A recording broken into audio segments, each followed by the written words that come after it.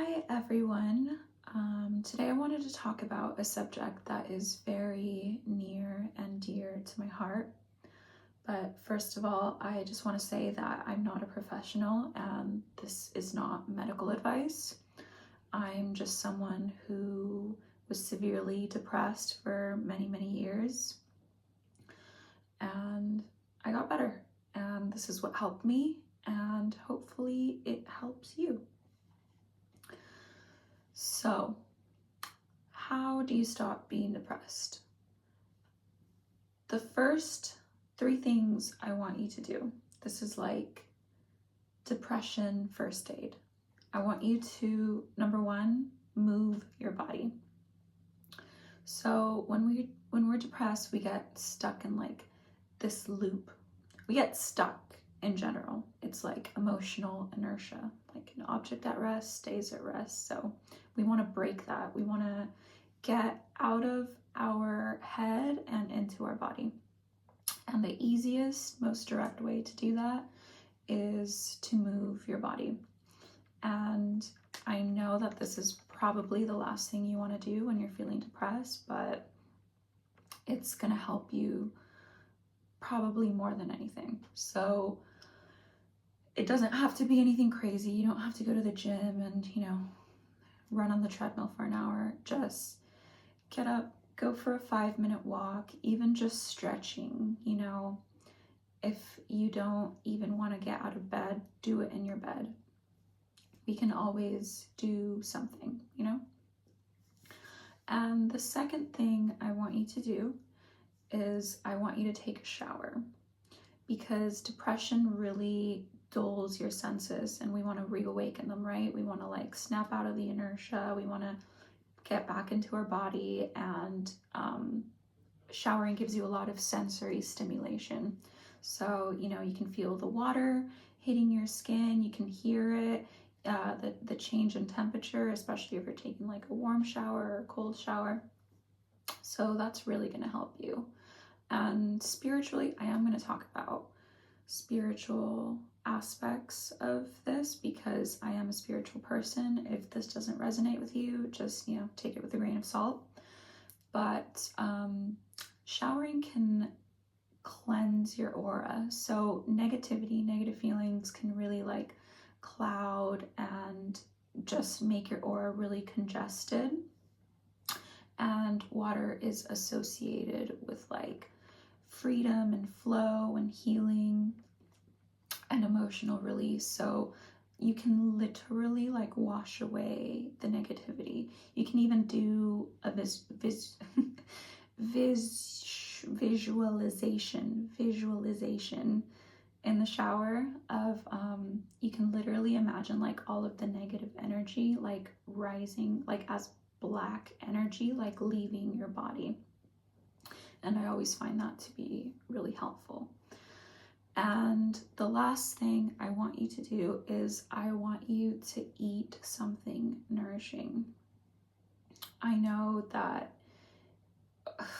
cooking again is the last thing you want to do when you're feeling like this. So that's why I think it's important to just, the next time you go grocery shopping, just keep things in the house that don't take very much effort to deal with. So for example, boil a couple of eggs, or have a piece of fruit, or you can even get some broth, like some bone broth. It'll keep forever and you literally just have to heat it up in the microwave and sip it. Even that will help you. Try to stay away from anything that's like super processed or high in sugar, just because we want to nourish our bodies. We don't want to put anything in our body that's going to make us feel worse. And I am going to talk about like diet and the effects that it has on like our mental and emotional well-being later as well. But anyway, those are the first 3 things I want you to do. That's like immediate like relief, okay? And if you can't do all of those 3 things, do at least one. And you're going to feel better, okay? So now we are moving on to I don't really know what to call this, but it's like long-term, like addressing the underlying, it's not just symptom management, it's like actually addressing the underlying issues as to why you might be depressed. And you know, there's so many things that it can be. So you might resonate with all of these, you might resonate with only one or two, but you know, and you know, maybe there's other things that I'm not touching on, but I'm gonna do my best to talk about maybe all of the reasons that I can think of you know, what I was dealing with, and you know, hopefully some of that resonates with you. So let's start with diet, because I just talked about it. So, oh my gosh, I didn't really start caring about my diet and what I ate up until like, I don't know, maybe not like super recently, but I definitely saw a correlation between when I started caring about what I put into my body and like my emotional well-being. Because I remember in high school and in middle school, I think I literally survived off of Top Ramen and like Rocky Road ice cream. That's literally all I ate. And you know, of course I was feeling horrible because I'm not fueling my body the way that I'm not giving my body what it needs, right? And I think people really underestimate the impact that your physical well-being has on your emotional well-being. It's not impossible, but it's really, really, really, really difficult to feel well mentally and emotionally if your body doesn't feel good, because we are so intrinsically connected to our body. Like our body is like our relationship to like this earth, right? Like we perceive everything, we perceive our lives through our bodies, right? So we need to take care of that first and foremost. Like if you're feeling depressed, to work on your physical well-being first and foremost, okay? So what you're gonna do, I have this really cute giraffe that I got from Urban Outfitters a while ago. How cute is it? It's got like a sun and a moon. It's very, very witchy, just like me. So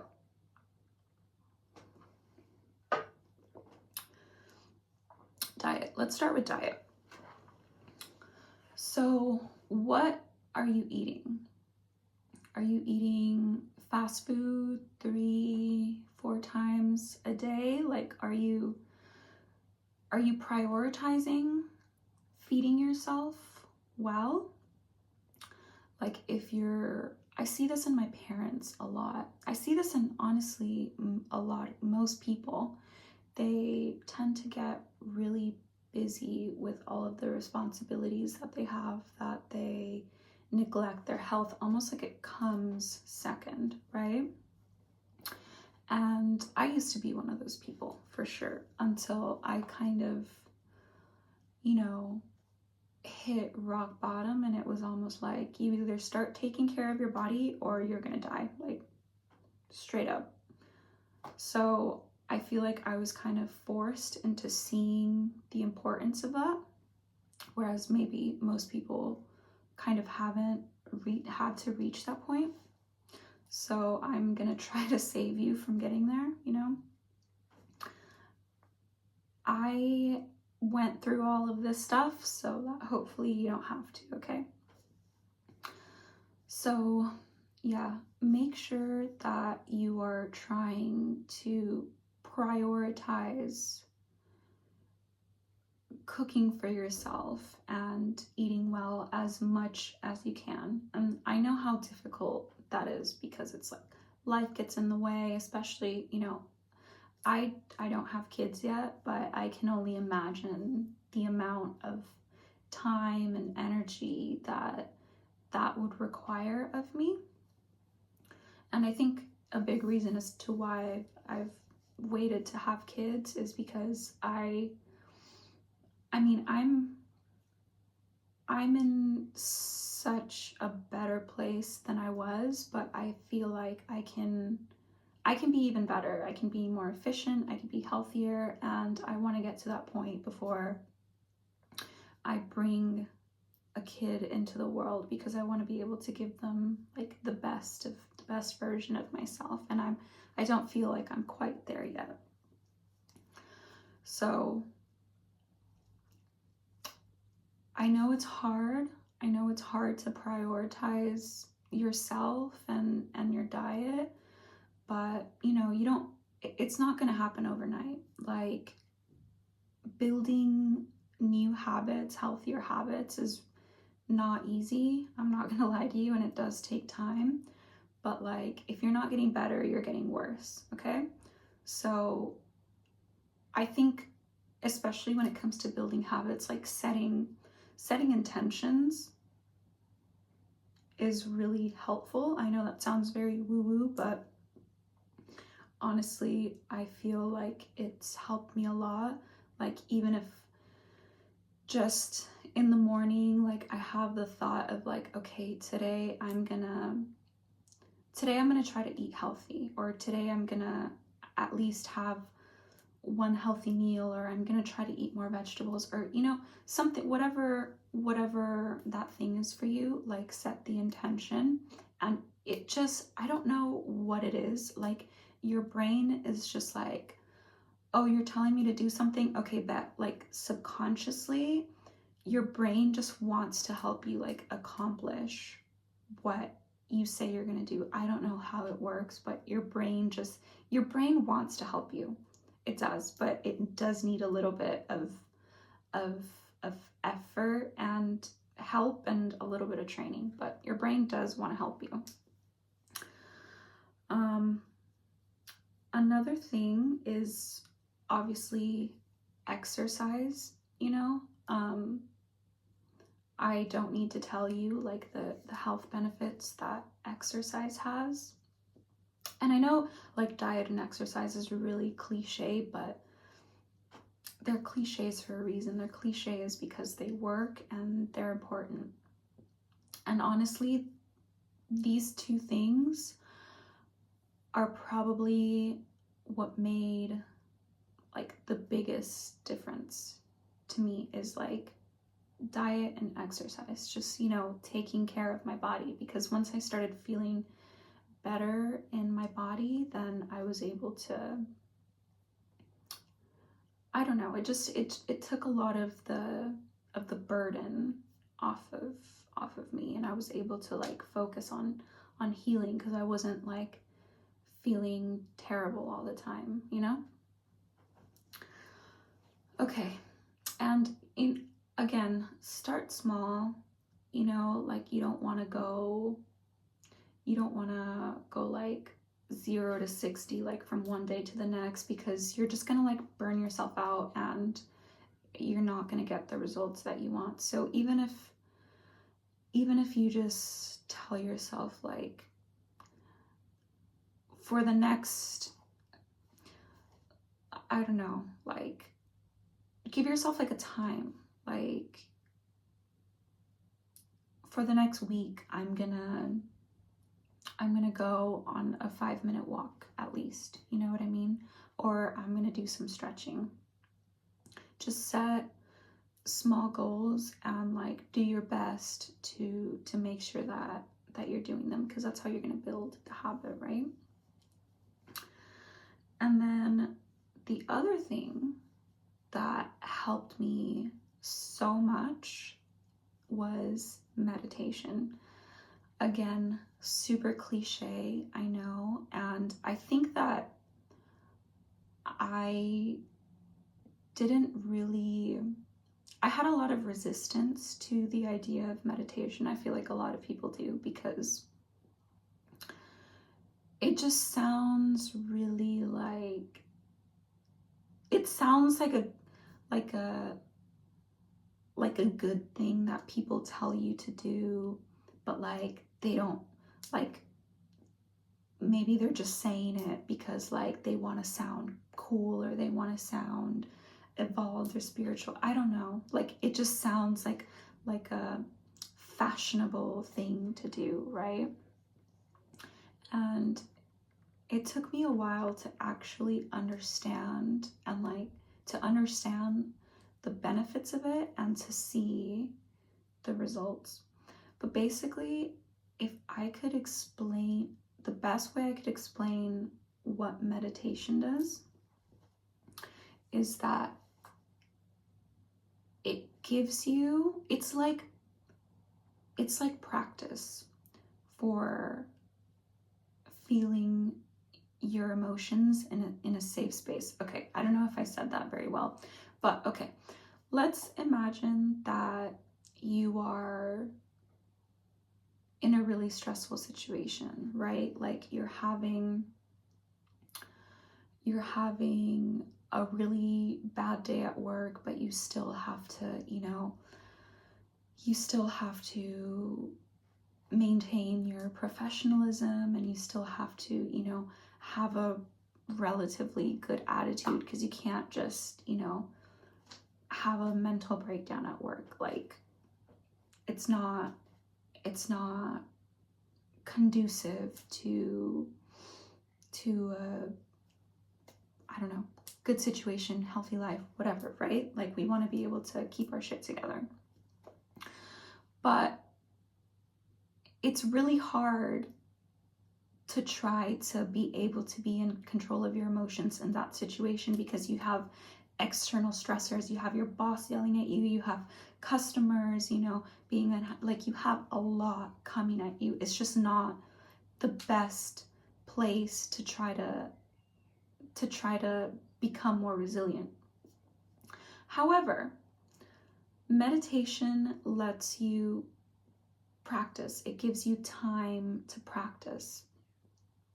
So like, let's say that you're feeling really anxious, right? And I don't just meditate when I'm feeling anxious. It's the first thing I do every day. As soon as I wake up, as soon as I open my eyes, I set a timer for 15 minutes and I meditate every single day for the past 10 years. And basically, now imagine that you're feeling really anxious, but you're laying in your bed and you're safe. No one's yelling at you, no one's demanding anything of you. So it's like, if you can't control your emotions under those circumstances where like you're safe and nothing's happening to you, you don't have any external stressors, then how are you supposed to be able to control your emotions in a stressful situation, right? So that's what it does. That's the service that meditation provides. And what meditation is, it's just really controlling your thoughts isn't the point of it. It's because even people who have been meditating for decades, like we still have what's called like the monkey mind. Like we're always like thinking, thoughts are always coming to us. Like even if you're very experienced, like the point is to be able to like acknowledge your thoughts but release them, to have the power to release them, right? And that's what we're doing. Like we're giving ourselves the practice and the power to be able to release negativity when we need to, not just when we're laying in bed and we're comfortable and we're safe, but it's the practice that we do in order to be able to deal with those difficult situations. And if you've never meditated before, there's tons of guided meditations. I suggest them for beginners, because the point is that you want to be able to focus on something that's not your thoughts. And traditionally, like if you want to do just a traditional meditation, you're just gonna lay somewhere comfortable and you're going to close your eyes and you're going to focus on your breath. So you're going to focus, you can focus on wherever you feel your breath the most. If you feel it through your nostrils the most, if you feel it on your stomach the most, like you can literally just focus on your stomach going in and out every breath. And you're going to do this for 15 minutes. Like I said, I do it every single day as soon as I wake up, because that's the easiest time to meditate, because you get more distracted and there's just more things on your mind as the day goes on. So as soon as you wake up, as soon as you open your eyes, that's the time where you're going to be the most clear in the whole day, and it's the time when it's easiest to do it. Right? So you're going to do this for 15 minutes. If you find yourself getting really distracted and like really uncomfortable and fidgety, you can add another anchor point. So something else to focus your mind on, so you can count your breaths. That's actually what I do. So I count my breaths for 15 minutes. It's usually like to around 100. So it's like 1, 2, 3, and so on and so forth. And I do that for 15 minutes. Okay. Another huge thing is sleep, because you're gonna be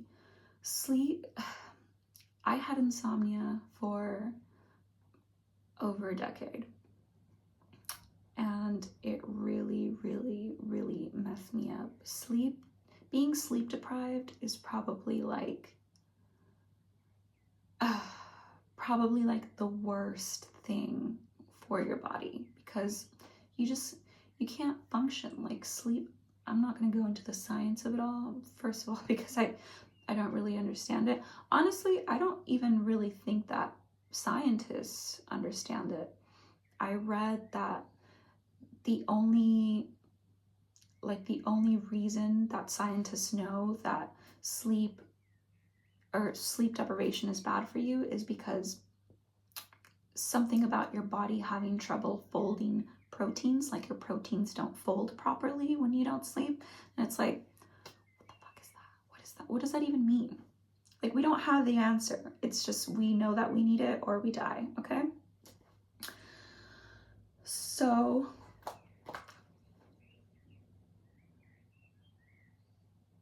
honestly, I'm just gonna give you the most direct advice that I ever received. Like, I tried everything, right? You know, there's like sleep hygiene, you know, no screens and don't work on your bed and there's all these things. But honestly, the one thing that changed everything for me was somebody told me,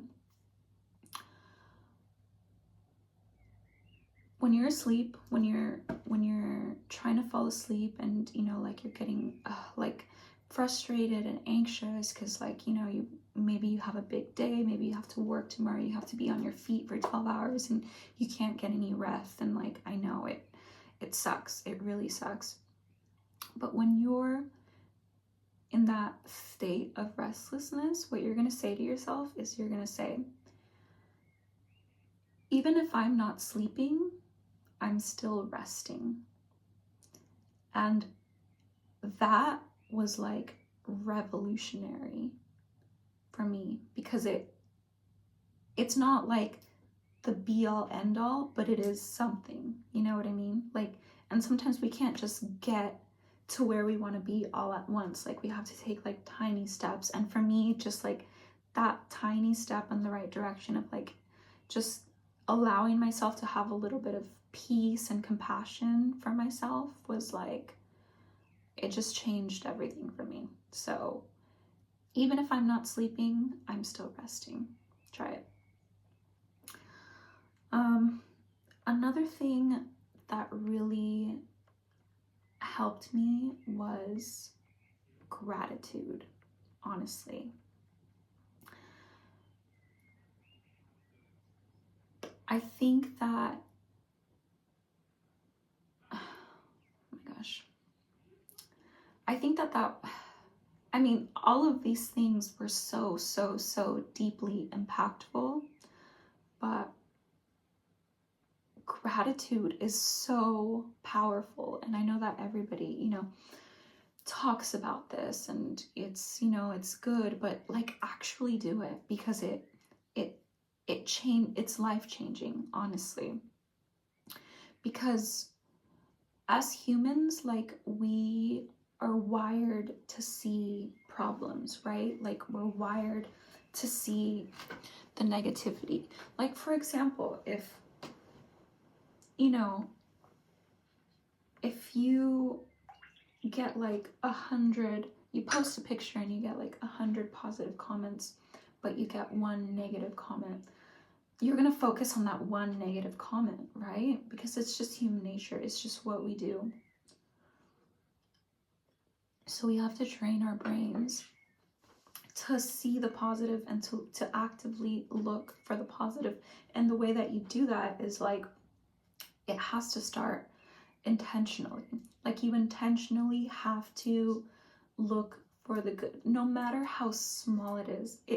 And honestly, like, the most powerful way to practice gratitude is for the small things. Like, the big things are great, right? But they can be like few and far between. We're not always gonna have like big, great, life-changing things to be grateful for every single day. And if you are, blessed enough to have those things, like, I applaud you. But most of us, like, we have to be grateful for the small things. And honestly, like, that's life, like the small moments every day, like that's your life, you know? So things that I'm grateful for every day is like my life. I'm alive. There's, you know, thousands of people who died today who didn't get to wake up, and I got to wake up. You know what I mean? Like, that is huge. So take a moment. If you're watching this video, you're already luckier than so many people, okay? And even if you're watching this video, like, you have a phone, you have internet connection. That's something that a lot of people in the world don't have. Did you eat today? Do you have a roof over your head? Like, you're already doing better than so many millions of people in the world, okay? Like, we do have, like, we can really take things for granted. We can be like very entitled and privileged, and we have to realize that, like, we are privileged.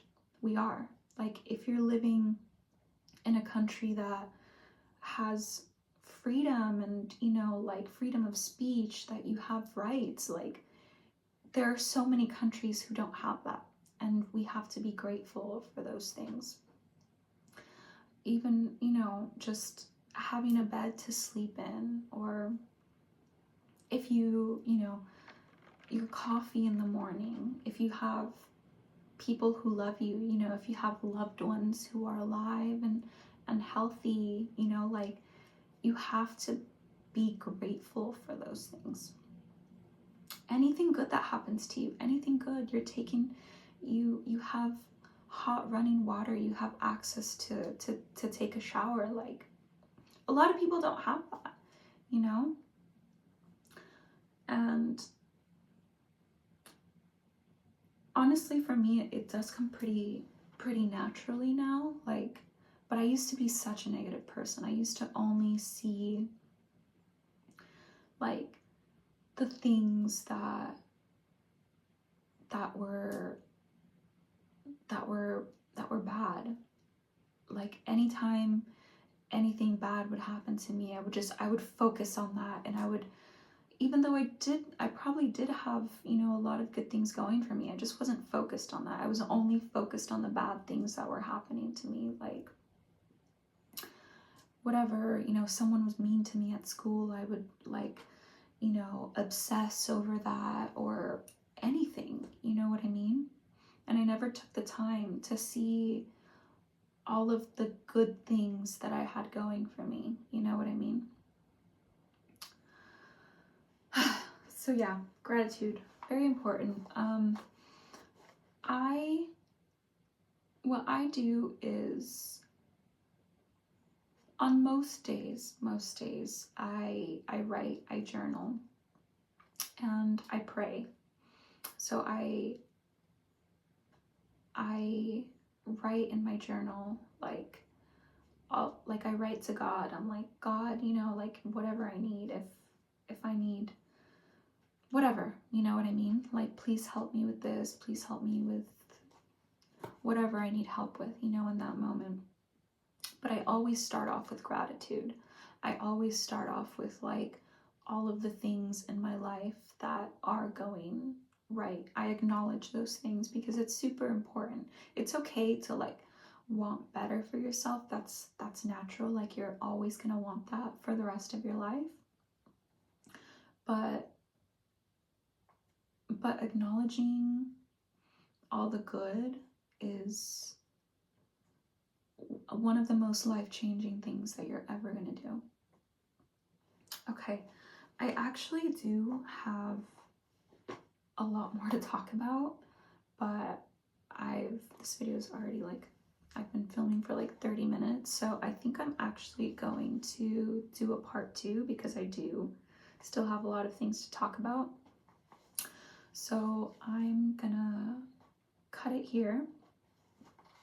But this is probably your first time seeing me because this is my first video, so welcome. I'm super excited to be here. I'm super excited for you to, like, if you're struggling, if you're, you know, going through something, I really hope that you can find some value in what I have to share, because, you know, that's, I do feel like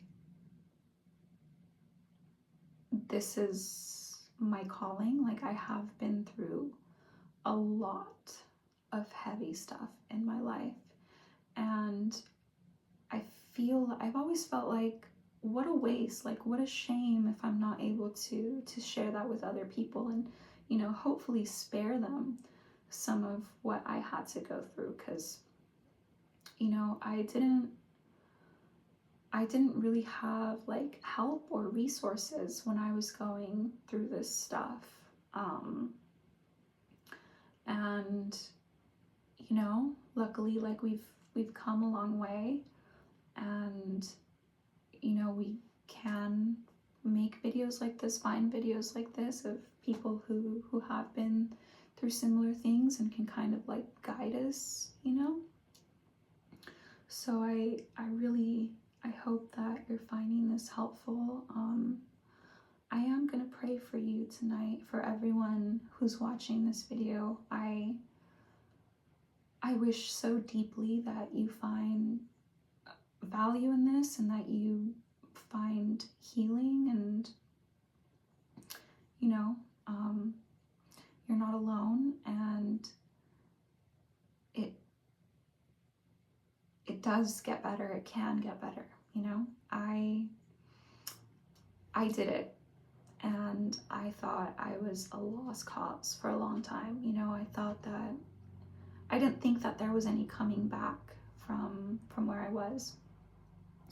And, you know, thank God that I'm here, and that I survived, and yeah, you know, let me serve as a living reminder that there is hope.